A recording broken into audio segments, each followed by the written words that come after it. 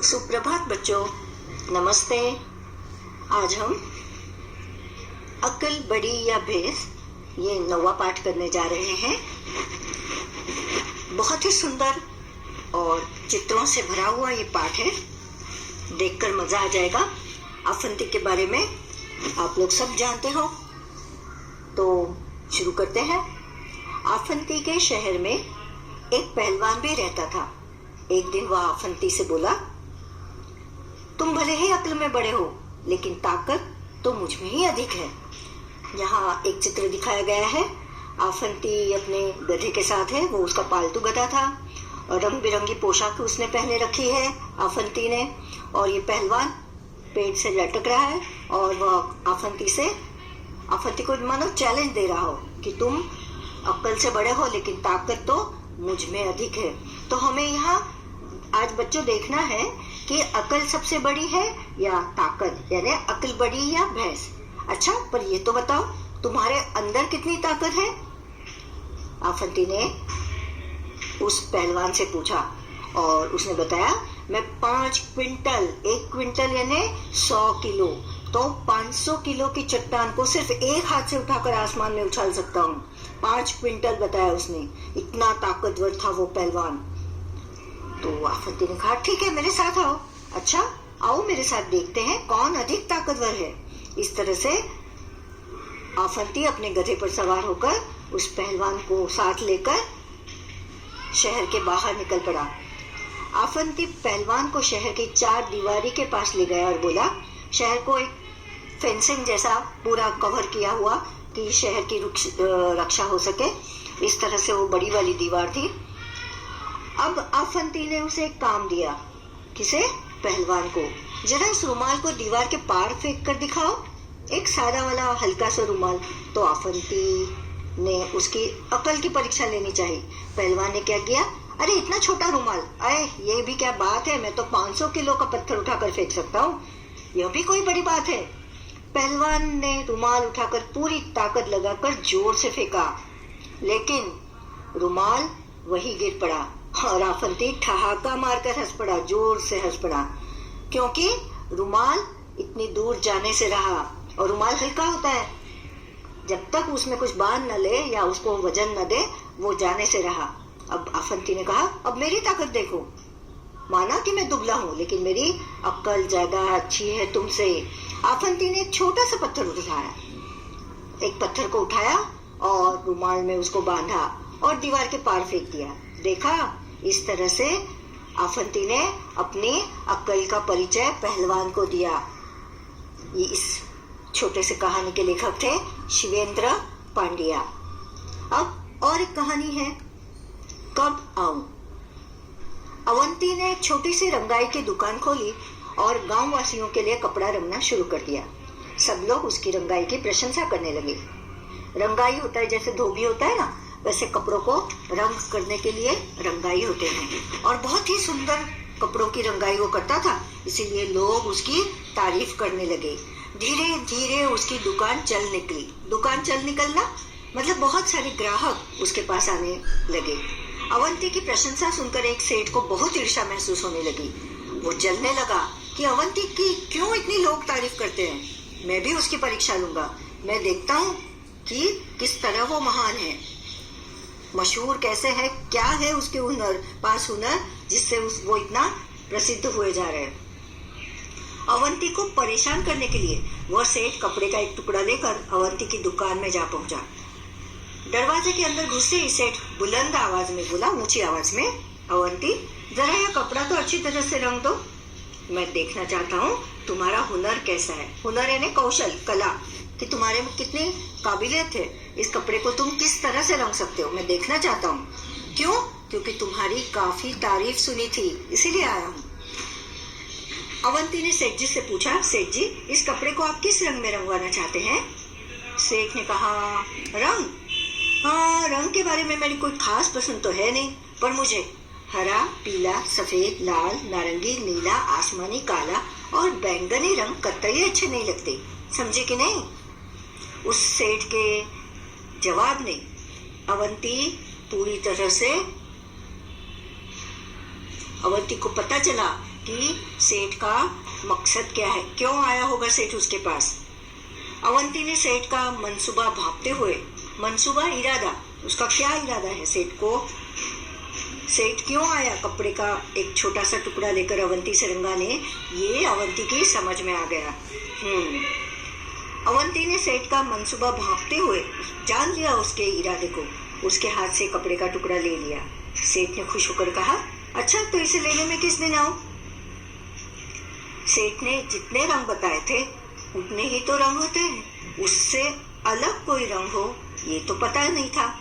इसीलिए अवंती ने कपड़े को अलमारी में बंद करके उसमें ताला लगा दिया और सेठ से बोला, हाँ आप इसे लेने सोमवार, मंगलवार, बुधवार, बृहस्पतिवार यानी गुरुवार, शुक्रवार, शनिवार और रविवार को छोड़कर किसी भी दिन आ सकते हैं। इसका मतलब क्या है, आपको किसी भी दिन इस कपड़े को लेने को आने की जरूरत ही नहीं, क्योंकि 7 दिन के अलावा कोई दिन होता ही नहीं है। सेठ समझ गया कि उसकी चाल उल्टी पड़ चुकी है और अवंती को उसका इरादा पता चल गया है, अतः भलाई धीरे से खिसक लेने में ही है। इस तरह अवंती ने उसके सवाल का इस तरह जवाब दिया कि सेठ चारों खाने चित्त हो गया, हार गया और वो वहां से चलता बना। फिर उस सेठ ने दोबारा अवंती की दुकान में घुसने की हिम्मत नहीं की। इस दूसरे कहानी के लेखक थे R.S. त्रिपाठी। अब कहानी से हम सवाल के जवाब देखेंगे। सेठ ने किस रंग में कपड़ा रंगने को कहा? अब सेठ ने जिन रंगों के नाम लेकर कपड़ा न रंगने के लिए कहा वो बहुत सारे थे, तो ऐसा कोई रंग बाकी नहीं था जिससे उस रंग में अवंती कपड़े को रंग सके। सेठ ने कई रंगों के नाम लेकर उस रंग से कपड़ा न रंगने को कहा। इसका मतलब है ऐसा कोई रंग बाकी ही नहीं रखा। अवंती ने कपड़ा अलमारी में बंद कर दिया। क्यों? अवंती ने कपड़ा अलमारी में बंद कर दिया क्योंकि वह समझ गया कि सेठ जी कपड़ा रंगाना नहीं चाहते, वे सिर्फ अवंती की शोहरत को कम करना चाहते हैं, उसकी बुद्धि की परीक्षा लेकर उसे बदनाम करना चाहते हैं। वे किसी भी रंग में कपड़ा रंगना चाहते ही नहीं। सेठ कपड़ा लेने किस दिन आया होगा? सेठ कपड़ा लेने कभी नहीं आए, क्योंकि अवंती ने हफ्ते के 7 दिन गिनवा कर उस दिन न आने के लिए कहा था। कौन छुपा है कहाँ? नीचे के वाक्यों में कुछ हरी भरी सब्जियों के नाम छुपे हैं, ढूंढो तो जरा। अब हम पहले सेंटेंस देखेंगे, वाक्य को, और फिर उसमें से कौन सी सब्जी है हम ढूंढ निकालेंगे। अब भागो भी, बारिश होने लगी है और इसमें सब्जी है गोभी। मामू लीला मौसी कहाँ है? इसमें सब्जी है मूली। मामू लीला मौसी कहाँ है? तो मूली। तीसरा है शीला के पास बैग नहीं है, तो इसका मतलब है बैंगन। चौथा वाक्य है रानी बोली हमसे मत बोलो, तो इसमें एक तो सेम यानी सरगवा की जो सींग होती है, जो हम लोग ड्रमस्टिक जिसे कहते हैं, वो है, और निबोली भी है, लेकिन निबोली की तो सब्जी नहीं बनती, इसीलिए सेम की सब्जी हम बोल सकते हैं। गोपाल कबूतर उड़ा दो, तो यहाँ इसमें पालक की सब्जी है। सही जोड़े मिलाओ, इसमें बहुत सारे शब्द दिए और उसके समान अर्थी शब्द, मतलब एक प्रशंसा और तारीफ, उसको एक बाण से जोड़ा गया है। तो अभी हम देखते हैं कौन सी जोड़ियां हैं। प्रशंसा का मतलब है तारीफ, ऊंची का मतलब बुलंद, ईर्ष्या का मतलब जलन, कतई मतलब बिल्कुल, और अवश्य यानी जरूर। अब चित्रों को देखकर मुहावरों के नाम बताने हैं। क्या इन्हें देखकर तुम्हें कुछ मुहावरे या कहावतें याद आती है? तो उन्हें लिखो। जी हाँ, दीप का एक चित्र है और मुहावरा है चिराग तले अंधेरा। हाथ कंगन को आरसी क्या, आस्तीन का सांप, और एक और एक 11 यानी एकता की शक्ति। आस्तीन का सांप यानी छुपा हुआ दुश्मन। कहो कहानी, तो यहाँ कुछ शब्द दिए हैं, इससे हमें कहानी बनानी है। विद्यालय, गुरुजी, छुट्टी, बंदर, डंडा, पेड़, केला, ताली, बच्चे और भूख। इन शब्दों को पढ़कर तुम्हारे मन में कुछ बातें आई होगी। इन सब चीजों के बारे में एक छोटी सी कहानी बनाओ और अपने साथियों को सुनाओ। और वो कहानी है, एक दिन विद्यालय की छुट्टी में बच्चे मैदान में खेल रहे थे। तभी उन्होंने एक बंदर को पेड़ पर बैठे देखा। बच्चे चिल्लाए, डर गए। बच्चे शोर मचाने लगे। कई बच्चे गुरुजी को बुला लाए। गुरुजी भी डंडा लेकर आए। बंदर को वहां से भगाना चाहा, क्योंकि लड़कियां डर गई थी, पर वह तो जाने को तैयार ही नहीं था। बच्चों ने तालियां बजाकर शोर किया, पर सब बेकार। अंत में एक बच्चा केले लेकर आया। बंदर को ललचाने के बाद वह नीचे उतरा और केले खाकर चलता बना। तब कहीं जाकर बच्चों ने चैन की सांस ली। उछालो। एक रुमाल या कोई छोटा सा कपड़ा उछाल कर देखो, किसका रुमाल सबसे ऊंचा उछलता है। ये तो हम करके देख सकते हैं। रुमाल के साथ बिना कुछ बांधे इसे और कैसे उछाला जा सकता है? जी हाँ, उसको अगर गीला करे तो वो भारी होगा और हम उसे ज्यादा ऊपर उछाल सकेंगे। अब यहाँ रंगाई शब्द रंग से बना है, इसी तरह और शब्द बनाओ। तो साफ से सफाई, चढ़ से चढ़ाई और बुन से बुनाई। क्या समझे? जिन शब्दों के नीचे रेखा खींची है उनका मतलब बताओ। मुझे बैंगनी रंग कतई अच्छा नहीं लगता। कतई यानी बिल्कुल। अवंती ने सेठ का मंसूबा भांप लिया। मंसूबा इरादा। मैं तुम्हारा हुनर देखना चाहता हूँ। हुनर कला। सेठ बुलंद आवाज में बोला। आवाज स्वर। सेठ को ईर्ष्या होने लगी। ईर्ष्या जलन। रंग के बारे में मेरी कोई खास पसंद तो है नहीं, खास विशेष। आफंती के बारे में कुछ वाक्य लिखो। तुम उसके कपड़ों, शक्ल सूरत, पालतू पशु, बुद्धि आदि के बारे में बता सकते हो। तो वो है, आफंती के कपड़े एकदम जोकर जैसे थे। वो दिखने में भी वैसा ही था। उसने दाढ़ी मूछे रखी थी और सिर पर टोपी। उसने एक गधे को पाला था। गधा उसका पालतू जानवर था।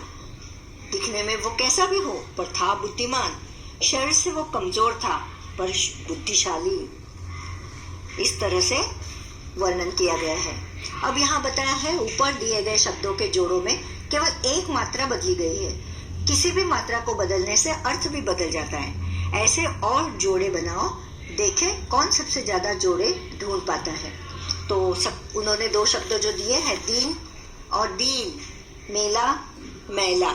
तो और शब्द है कुल कूल, नग नाग, कृपण कृपाण, अन्न अन्य, खान।